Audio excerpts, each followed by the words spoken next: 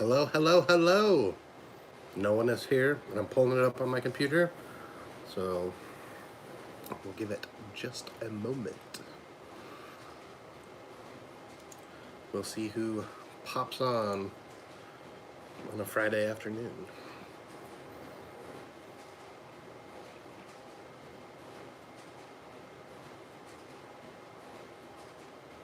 For those that are tuning in after the fact, I will put chapters in here afterwards so that you can skip to when I'm actually talking.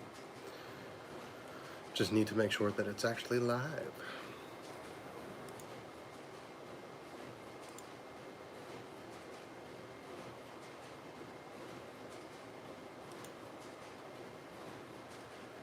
Okay, looks like it is working and it's live and it's here. So, as some of you may notice, the background is changing, and the title of this video is Embroidery Update. Bach, my 16 needle one head embroidery machine, used to live behind me, and it is now upstairs in my wife's office. So to give you a little background, what I was going to do was get rid of Bach completely. I found someone that I outsource work to, and they were going to basically earn Bach from me. So I was gonna let them have the machine, they were gonna take the machine, and they were gonna do work for me, and then basically they'd earn it as they do work for me. Then talking to my wife before I got rid of it, she was like, oh, I want to try it first. I want to see if I can run and do the embroidery business. And so we moved the embroidery machine upstairs. And in that process, I think we bumped something or did something. So we ended up having to get a tech come out and look at and service the machine. And holy cow, what a difference having a tech made for the embroidery machine. Like, apparently the timing was way off, and as I like to say, I don't know what I don't know. And so with the embroidery machine, I didn't know the timing was off, I didn't know the tension was wrong, I didn't know all these other things. I had done a bunch of research online and tried to figure it out, but overall it was just all bad. So that's kind of where things are with embroidery currently, is that embroidery is upstairs, my wife is doing it, but Christmas time is very busy for embroidery work, and there are a lot of people calling me, asking me, hey, can you do 1, 2, 5, 10 shirts before Christmas? And it's been a big eye-opener. So before I get into more detail, shout out where you're at. There's a bunch of you on here now, so where is everyone? Where is everyone coming from?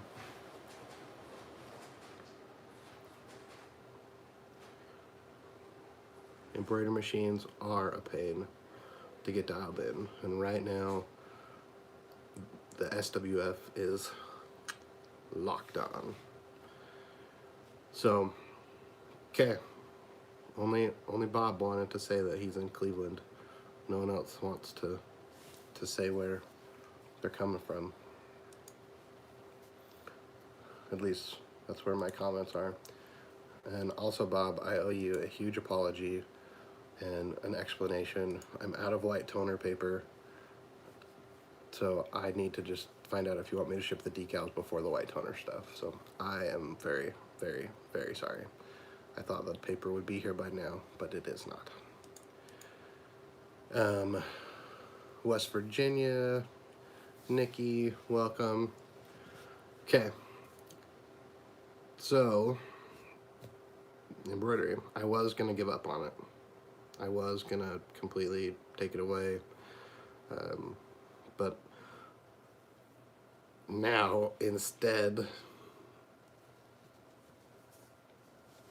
I'm very sorry, Bob. If you still want these, I'll still send them to you, but at no charge.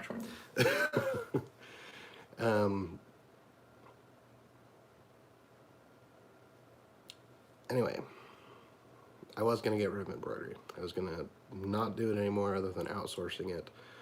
But with Christmas time and getting the machine dialed in, I ended up buying another machine. So I made the payment today, and I'm super scared and super nervous and freaking out a little bit. So I hope it works out. Part of the problem is right now embroidery work, I have 50 hats, 25 bags,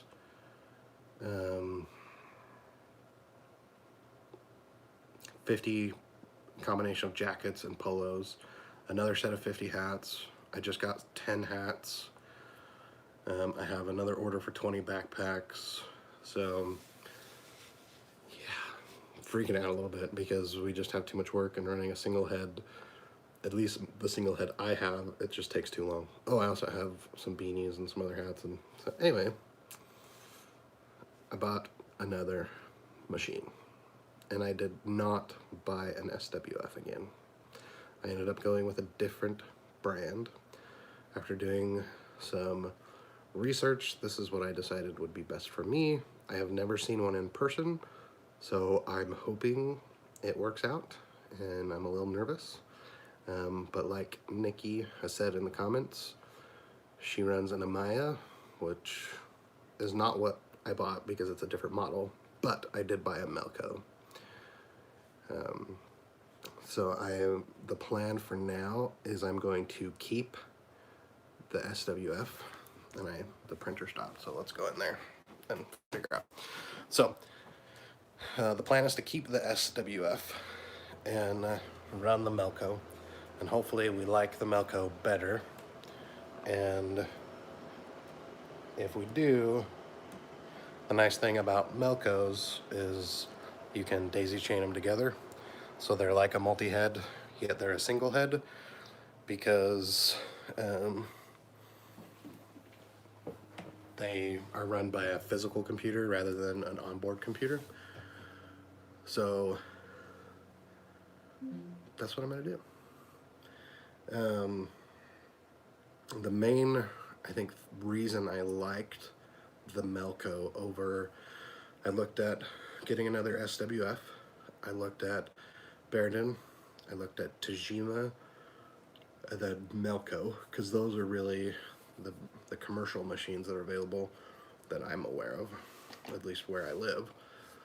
And the Melco has the ActiFeed system, which eliminates the top tension knobs.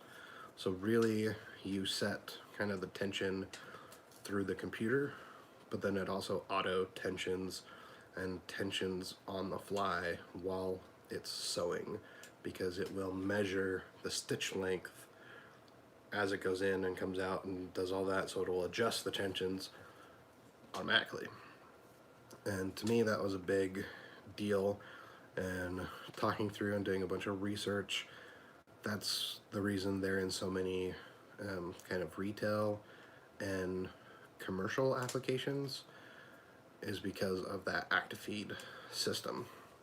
And Nikki says it's a push feed instead of a pull, which, yeah, basically it used rollers to push the thread the needed amount. But they're used in a bunch of retail applications for large companies like Nike, Disney, Bentley, things like that. So like my concern was I want equipment that can be run by untrained people, and with tensioning and all that, it requires more skill, and hopefully this will eliminate the need to be a skilled operator. So that's kind of my plan. I did buy it brand new. My other machine I bought used, and I've had a bunch of issues, so I decided to buy the Melco brand new. It comes with 2 days of on-site training, and I'm looking forward to that. And like I said, the goal right now, or the hope right now, is I'll keep both machines, and then I'll either sell the SWF, keep the SWF, or sell the SWF and get a second Melco. So that's kind of what's going on and what I decided to do with embroidery. My hope is that it will become a really big profitable part of the business, because especially with Christmas, I have someone paying $50 for like a $50 rush charge for 2 items. So they're paying for the embroidery, they're paying for the item, plus they're paying an extra $50 just to have something before Christmas. So yeah, I'm looking forward to it. Supposedly, so I paid today. They're in Colorado, which is, their headquarters is about 10 hours away from me. Supposedly I'll have the machine before Christmas, and then we can schedule the tech to do the training between Christmas and New Year's, and I'll be able to get the machine up and running. I pulled the trigger super quick because I have some hats that I'm making for the Super Bowl. One of my customers is a vendor for them, and they want their logo on the front of the cap, they want a name on the side, and then they want the Super Bowl logo on the back. And so that kind of pushed me to get a new, nicer machine so that I could get that done, because I have to have those done and ready within the second week of January so that they can be shipped down to Florida for whatever the Super Bowl is. I don't even know. I'm not a big sports fan, so that's what pushed me to do it. Because the Melco also has a bigger sewing area, so you can sew the front of the cap and the side without having to rehoop. So yeah, that's the embroidery update. Bach is still here. He's upstairs with my wife. A new machine is on the way. We should have it before the end of the year, and I'll keep you guys posted. Like I said, I did buy it from Melco. I worked with a guy named Todd. If you guys are interested in reaching out to them, they do sell the machines. I did talk to Todd, and I'm buying my machine. I'm not getting any special discount or anything, but if you guys do want to buy a machine or one of the machines they offer like the Epson DTG, the Epson large format printers. If you do talk to him and let him know that you came from my channel, then I do get a little bit of a commission. So if you do want to talk to him, his contact information is down below. Also, since we're here, I got a few more minutes before I need to get back into work. Does anyone have any questions about embroidery or anything else? Questions, comments, concerns?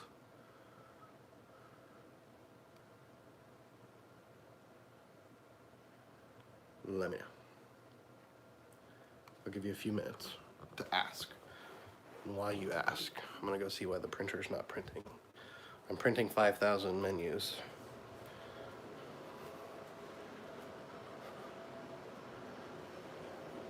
I didn't push start. Stupid thing. Alright. Let's see if there are any questions. How many heads is it? Oh, hi Robert. It's just one.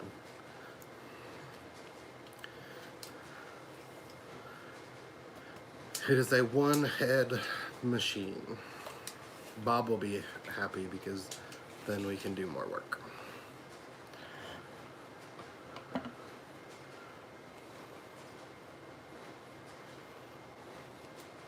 Yes, Bob. Go watch the video. It's one head, but it can be daisy chained for more. It'll be here hopefully before the end of the year. And it comes with training, so we'll know how to use it. Have I done clings on my HP latex? Yes, I have, and we currently have an order for it. I'm me walk out here and I'll show you the media. I've got two different cling. I've got clear and white. So this is, I think, the white, and this is the clear. Yep. I believe I bought both of them from Grimco, and they work great. The clear is definitely, like, you can't see it very well if it's not on like a white background, but it works. The white looks really nice. We used it for some businesses that want to be able to remove stuff. But yeah, the HP will do the clings all the time.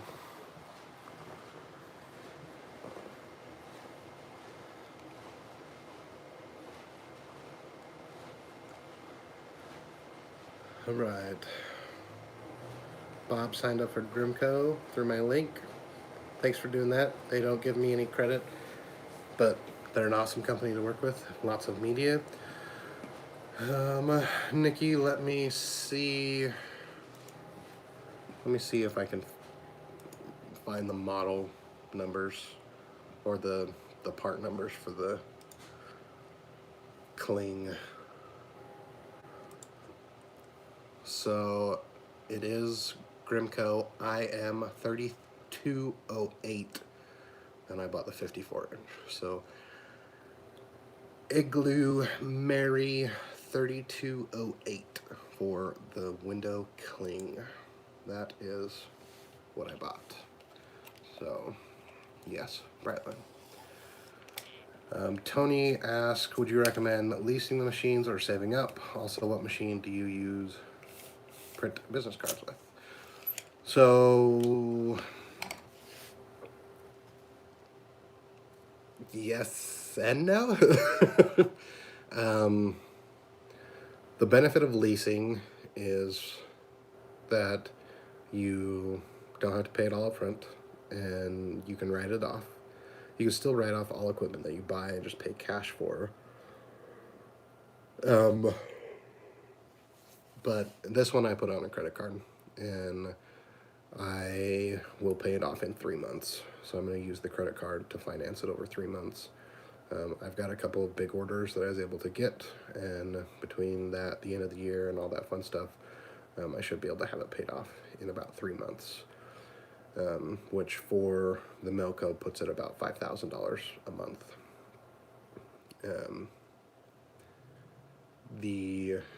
So the HP latex I leased, and based off of my credit, blah blah blah blah blah. That made the payment for the HP latex $300 or $320 for 5 years. The cutter, the Duplo, is also on a 5-year lease, and that payment is like $500 a month. And then the Konica is on a lease, but when I leased that one, because my HP was a year old, I merged the leases together, and so that one is about $1,000. My eye color I paid for on a credit card, and I think I had that paid off within like a month or two. I try not to float things on my credit card like that. Part of the reason I did it for the Milco was just because it's an end of year special, and so you can save a couple of $1,000, so it made sense to do that. I definitely, the 3 months is very ambitious, but that's the goal. So NovaWorks, don't feel bad. It's definitely going to be a big push to make it happen, but I'm just hopeful that in that time I can also pick up more embroidery work, which will hopefully pay it off even faster. So yes, mine was definitely not 21,000. I would have to spend a few more months to do that. So yeah, I think that's Like my major equipment, I think that's it, because the eye color was like 7,000, the HP was like 16, the Konica was like 50, the Duplo was like 24. Um, the heat press I paid cash for. I bought that used for like 1,500. My stack cutter I bought used for 500. The folder inserter was like 750 or something. Bought that used off of just a local classifieds. Bach I paid 5,000 for, and I actually borrowed that from myself when I had some savings. At this point, I have no savings left because of COVID and the year that it's been, so my savings is gone. Um, but yeah, there's pros and cons to leasing versus paying cash for them. I would definitely talk to your accountant. In my area, at least the way that things are, if you lease, so like if, because I leased the Konica for $50,000, at the end I'll buy it for $1. I can write off theoretically all 50,000 this year, even though I won't complete the purchase of it for 5 more years. But I can write the whole thing off as quickly as possible. So that's the kind of the benefit of it, from what I understand, is that you can spread the lease. So yes, so Nova on the Konica, I also have what's called a click charge. So for every paper that I print, I'm paying a click card charge, but what that does is that covers all of the toner, all of the maintenance, and all of the supplies associated with maintaining the printer. And the only thing that I'm responsible for is paper and staples. So if anything goes wrong with the machine, I call them, they service it at no additional charge. So theoretically, it is cheaper to just buy it and maintain it on my own, but I don't have to worry about maintenance for 5 years, and then I theoretically can renew the contract. Yes, the click charge for color versus black and white is different significantly. The color is 6 times more expensive than black and white.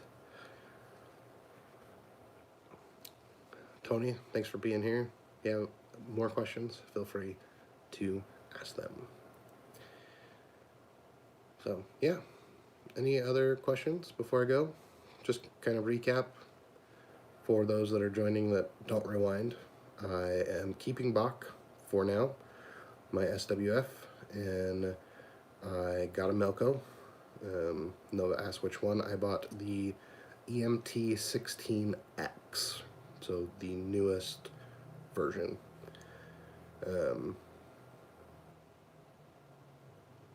Yeah, so that's my update. Is I got another machine. Honestly, I hope I really like the Milko, and my hope is that I can sell the SWF or still give it to that other girl, that she can earn it from me, and then get another machine. Because the nice thing about the Melcos is you can daisy chain them, but each additional machine is less expensive by about, at least for the pricing right now, about $4,000 less than the new one, because you don't have to get any additional software or anything like that. So each additional head is significantly less expensive. You can daisy chain them, you can run them separate, and so there's just lots of advantages. So yeah. The MT1502, that's like, they're all really decent machines, but I think for my business, where it's unknown how many I want to get or how much I want to push it, I just like the fact that really what I like the most is the fact that because you can daisy chain them, they still run independent. So even if all of the machines are running the same job, if one has a thread break or a needle break or some problem and it stops, then all the rest will continue. versus on a standard multi-head machine. When one stops, they all stop. So that's kind of why I like it. Um, Definitely, if you were buying like a 6 head, it would be cheaper probably than buying 6 Melcos. I'm not for sure on that. I know, so when the Bear Den, for the single head it was 15,000, and for the 2 head it was 30,000. So it was like not much difference, but I'm sure once you get up to 4 head, 6 head, 8 head, then the price probably goes down. But they all have their advantages, disadvantages. But again, the biggest thing for me was not knowing how many heads I want to eventually have.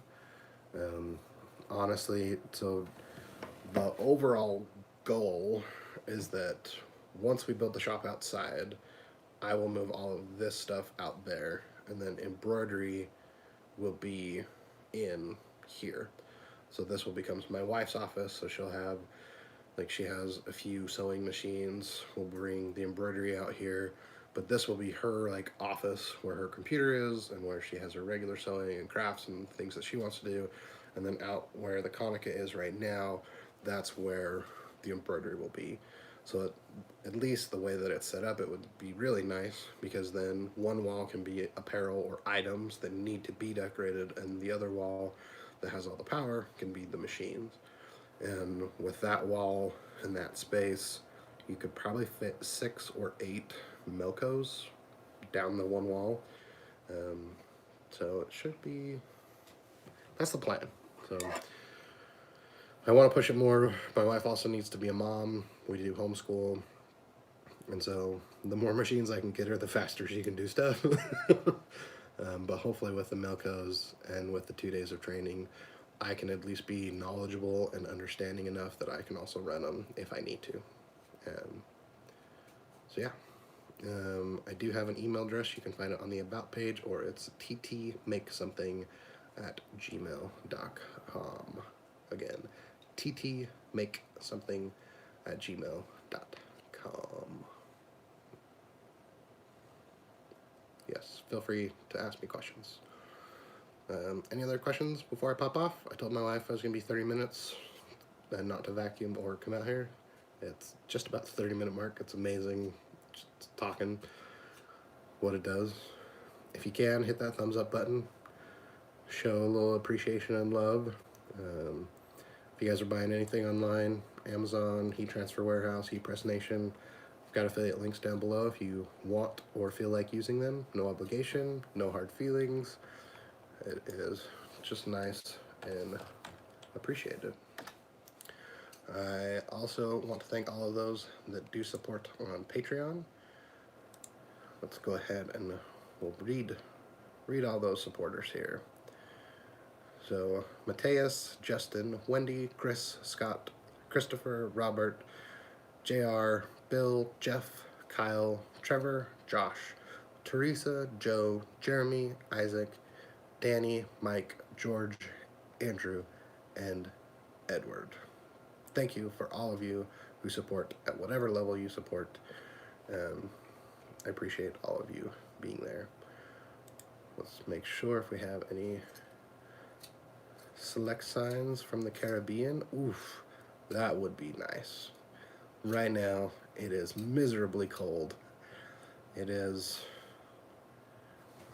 my watch is telling me it's dying. Come on. It is currently 32 degrees Fahrenheit, which is 0 Celsius. It is freezing here. Literally.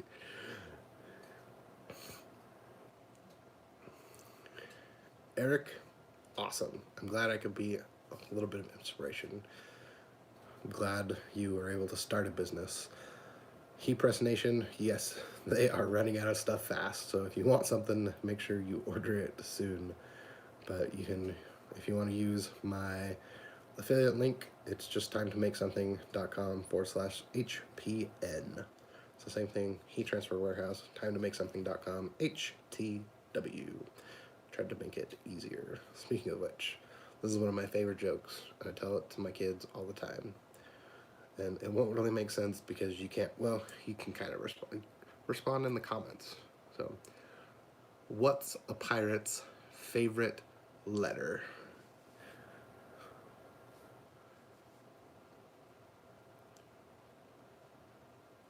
So comment. So Nova Work says R. Nope, it's W. It's one of my favorites. But so Nova was thinking about getting a cheaper mug press than doing the stuff heat shrink in the convection oven. So yeah, mug presses are definitely a good thing to get. I know Heat Transfer Warehouse has their Walla versions, which I've heard really good things about. I think they have them in stock because I know someone else just ordered some. Maybe they don't. Maybe the Walla brand is the 15 by 15. Let's see here, mug. So they do have the Walla brand. So it's $160 from Heat Transfer Warehouse. Sorry, someone called me. Anyway, the mug press, it's a Walla press from Heat Transfer Warehouse. So timetomake something.com / he keeps calling. Anyway, HTW, timetomake something.com / HTW, the Walla press. I've heard lots of good things about. And it's a decent price, but it is also out of stock.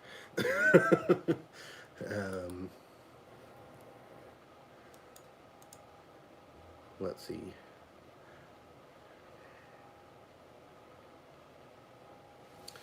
So Select Science says that they bought the i550 and they have trouble with cracking. Do you have the same issue? I have not seen cracking or have been reported that there are any cracking. But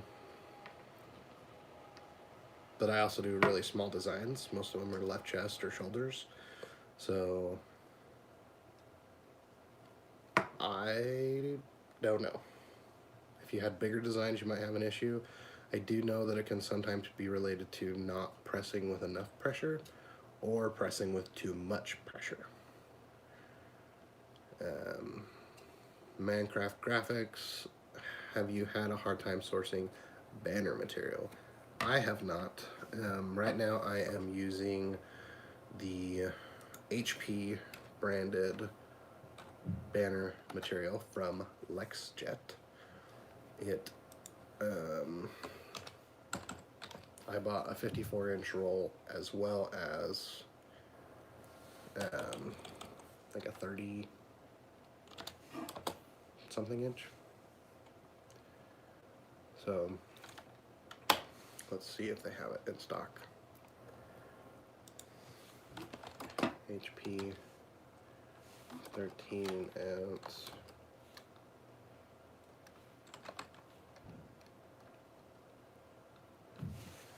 So it's called HP 13 ounce prime gloss banner.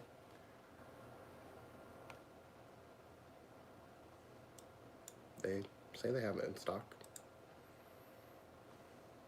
So I bought it from them because they came out with it recently, and it's much more affordable than the Grimco stuff that I was using. And when Grimco switched to their new brand Durex or Duratex or something, I didn't like it as much. But the HP stuff's good. I gotta print a banner on it this weekend for Cam. So yeah, the Key banner was better than Duratex, which is part of the reason I switched. The other reason was the stuff is cheaper, and most of my customers, when they get banners, they're temporary use, and they never see them for more than a month or two, and no one cares. They just want an affordable banner. So yeah, I'd look at the LexJet stuff. It's 13 ounce prime gloss or Primate banner. So, all right. Well, thank you everyone for being here. Thanks for tuning in for my update. And I'm gonna get more work done. So, Merry Christmas, Happy Holidays, whatever you do or do not celebrate. Best of luck to you. I'll try to have a video this coming Tuesday. So, Merry Christmas. We'll see you soon. Bye, Prof. I don't remember how to close this. Oh, X. See ya.